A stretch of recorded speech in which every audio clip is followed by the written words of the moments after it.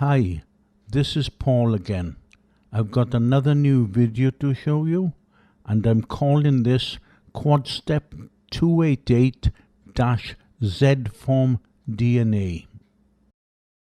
In my last couple of videos, I showed that Quad Step 288 could produce really good A-type and B-type DNA geometry.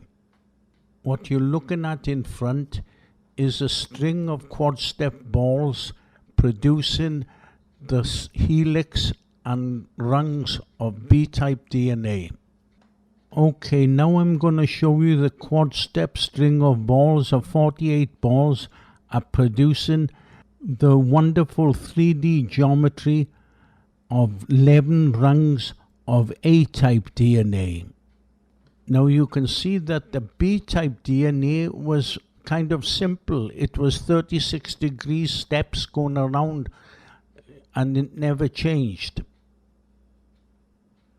But A-type DNA is a little bit different because the steps are going from 37.5 to 30 degrees and another 37.5 degree step. Now these two steps are basically golden ratio steps, because they're basically looking at the cube arrangement of the dodeca, which is golden ratio. Now the B-type DNA was based around the pentagons of the icosa. So this 3D geometry revolves around the icosa 3D geometry and the dodeca 3D geometry of quad step rings. But when it comes to the 3D geometry of Z-DNA, the rungs flow in the opposite direction. It's anti-clockwise, not the same as A and B, which is clockwise. Now I showed in my earlier videos on YouTube that the Z-DNA revolved around the icosa vertices. In a certain orientation, it went anti-clockwise. So in this video, I'm going to focus on the Z-type DNA. Okay, for this we are going to start with a 48 ball quad step string. Okay, this is in a horizontal string and it's going to wrap around the ring, which is 18 units diameter. I call them 18 units because that's what's in the book. But it could be 180, I'm not sure. Are they Armstrongs or nanometers? But anyways, I'm using millimeters. I use 3ds Max. One more important thing to say. It's going anti-clockwise. It's not the same as BDNA or ADNA, which is clockwise. Now something else. The string I'm showing you is a quad step 288 string. Now the 48 ball string I show in front is basically 12 groups of 5 ball strings. Now these 12 groups are linked together with the red ball, and they are linked together in a hierarchy.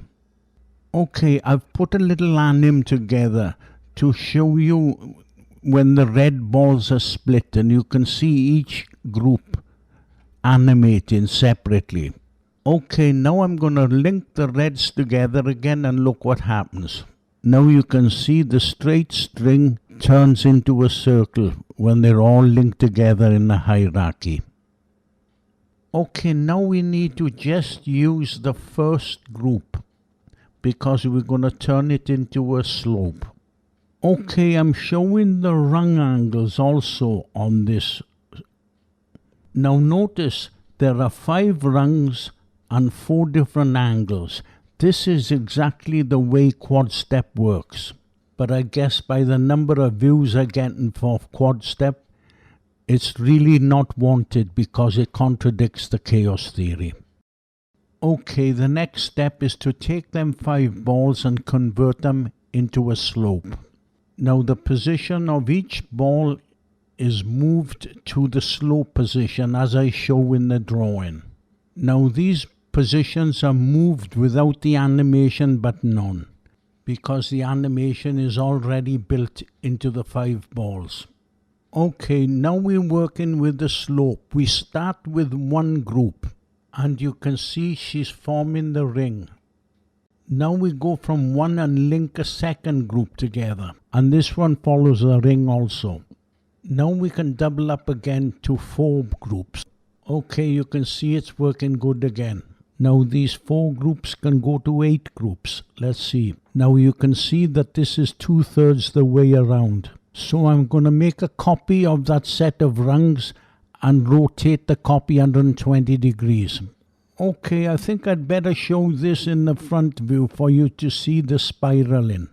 So you can see it's producing a spiral 2/3 about a full turn.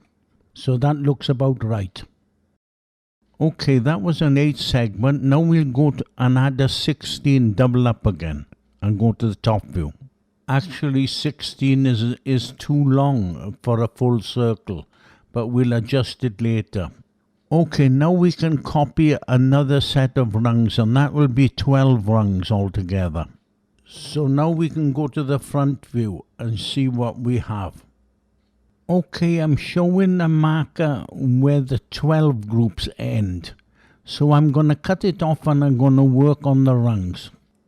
Okay, I put an animation together showing it going together in the top view, and it shows the 12 rungs going together in the dual helix. Okay, now I'm going to show this in the front view, and you can see it's easier to see the dual helix going together, and there's 12 rungs for Z-type DNA. It seems a big no-no for any academic to mention anything to do with platonic solids and DNA.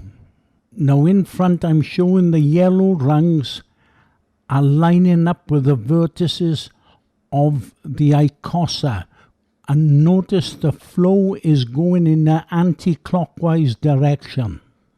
In some of my earlier videos I showed that the natural slope angle of the icosa is an important feature in the rung geometry of DNA.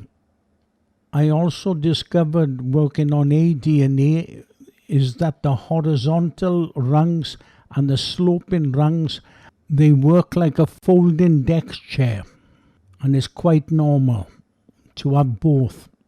Okay, we covered the yellow rungs of the Z-type DNA. Now what about the red rungs?